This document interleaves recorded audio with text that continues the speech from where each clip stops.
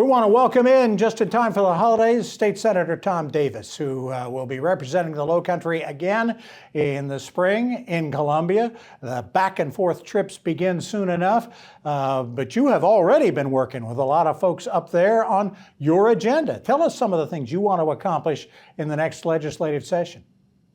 Well, here's the first thing, and the top item that I have right now. It has to do with $9 billion that was spent to try to build 2 new nuclear reactors just north of Columbia. And if you recall, it was a joint venture between SCE&G and Santee Cooper, 2 utilities, to build 2 new nuclear reactors. They're called AP1000 nuclear reactors, Westinghouse design.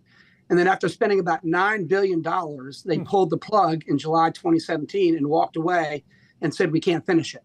But what's happened since then is fascinating. Other AP1000s have now been completed, so all the design bugs have been worked out. There are substantial, up to 40% federal tax credits available to complete nuclear units.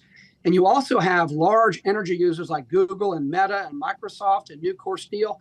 They are desperate for more power. So the private sector is now interested in coming in and completing those 2 nuclear reactors using their money. So we've got about 48% of one unit done, about 20% of the other unit done. That $9 billion, a lot of it's in customers' rate bases right now. I mean, customers of Dominion and Santee Cooper are paying for that. This is a way to go ahead and use private sector money to complete 2 nuclear reactors, to have power supplied, clean, carbon-free energy supplied, take the sunk cost off of ratepayers' bases and reduce their rates. It could be a win-win-win. So I have been working very closely for the past several months with the current owners of the site, Dominion Energy and Santee Cooper. They are going to issue RFPs to the private sector to have the private sector respond with bids on completing those units at their cost. And I've really been involved in the details of that. I'm excited about the possibilities, and we're hitting the ground running in 2025 to try to make that a reality.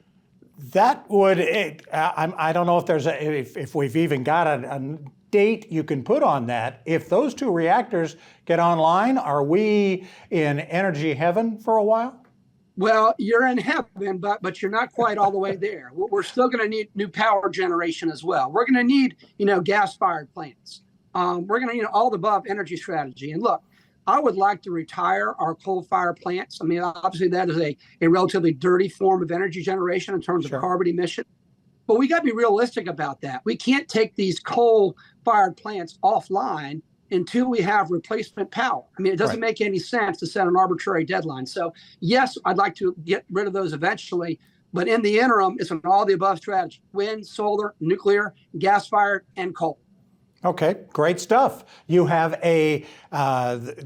because of the past elections, you have a veto-proof majority in the House and the Senate. Super majorities, they are called. Does that mean anything moves any faster, better? Well, I think what it means is that we can take some of our priorities and we can kind of push them through with a little bit more expediency. I would really like to see an overhaul comprehensive tax reform, lower income taxes, lower sales taxes, lower property taxes. And that's possible because, one, we're generating revenues now that are in excess of our needs.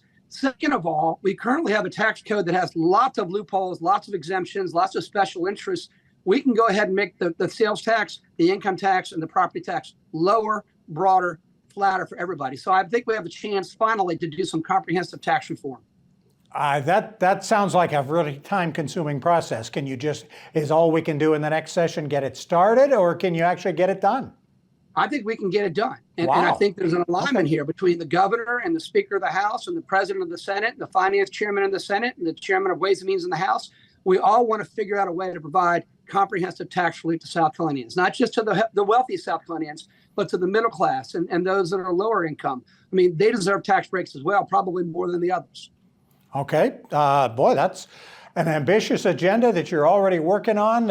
Again, good luck to you. We will talk to you once things get started up again in January.